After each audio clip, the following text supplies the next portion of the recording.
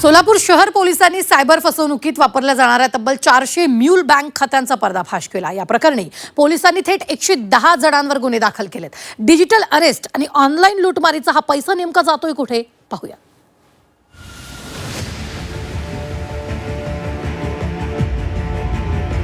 Digital इंडियाच्या काळात cyber लुटारूंनी आता थेट सर्वसामान्यांच्या बँक खात्यालाच आपला अड्डा बनवलाय।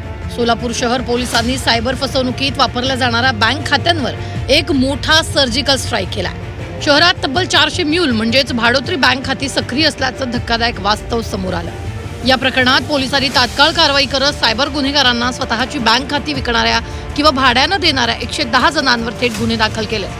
मला महासायबरकडून जवळपास 450 मूळ अकाउंट्स बद्दल माहिती मिळालं होतं।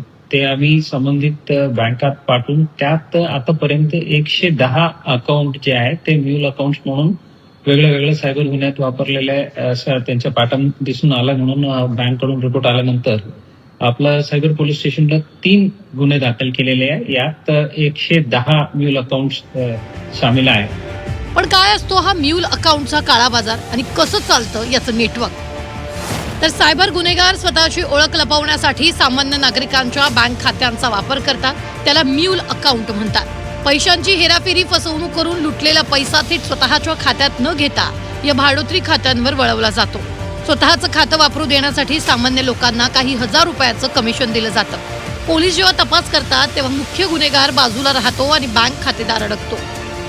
सोलापुरात उघडकीस आलेलं हे जाळं केवळ 110 लोकांपुरतं मर्यादित नाही, तर सायबर पोलिसांनी 110 बँक खातेदारांना दणका दिला असला तरी उर्वरित 350 संशयित खात्यांची कुंडली आता बँकांकडून मागवण्यात आली आहे। हा तपास पूर्ण होताच अटक होणाऱ्यांचा आकडा आणखी वाढण्याची शक्यता आहे। त्या अकाउंट वापरून कुठे ट्रान्झॅक्शन जे आलेले आहेत त्याबद्दल आता तपासामध्ये आम्ही आणखी सखोल चौकशी करणार आहे।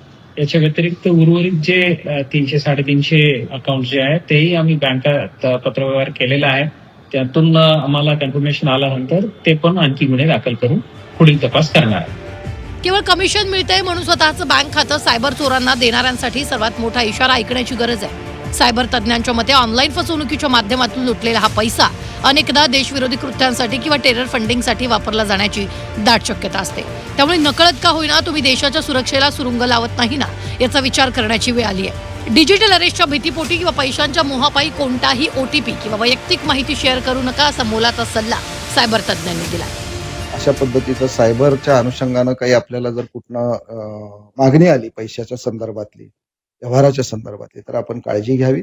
आपण आपली माहिती, आपला अकाउंट हे आपल्या पुरत्याच आर्थिक व्यवहारापुरतं सीमित ठेवावं असं नागरिकांना मला वाटतं की कायद्याने सांगण्याची गरज आहे। सोलापूर शहरात 400 म्यूल खाती असल्याची धक्कादायक माहिती समोर आल्यानंतर असा प्रकार आता देशभरात घडत असल्याची शंका निर्माण झाली। त्यामुळे प्रत्येक नागरिकांनी सजग राहणं काळाची गरज बनली आहे। डिजिटल अरेस्टच्या माध्यमातून मोठ्या प्रमाणात आर्थिक फसवणूक झाल्यानंतर हा पैसा कुठे जातो आणि कशा पद्धतीने जातो असा प्रश्न अनेकांना पडलेला आहे। मात्र सोलापूर शहर पोलिसांनी केलेल्या तपासामध्ये सर्वसामान्यांच्या खात्यातून हा पैसा इतर ठिकाणी वर्ग केला जात असल्याची धक्कादायक माहिती समोर आली आहे। त्यामुळे आपले खाते सुरक्षित आहे का आणि आपल्या खात्याची आपण काळजी घेणं देखील गरजेचं बनलं आहे। सोनू शानूरकरसह अभिषेक देप्पा, झी 24 तास, सोलापूर।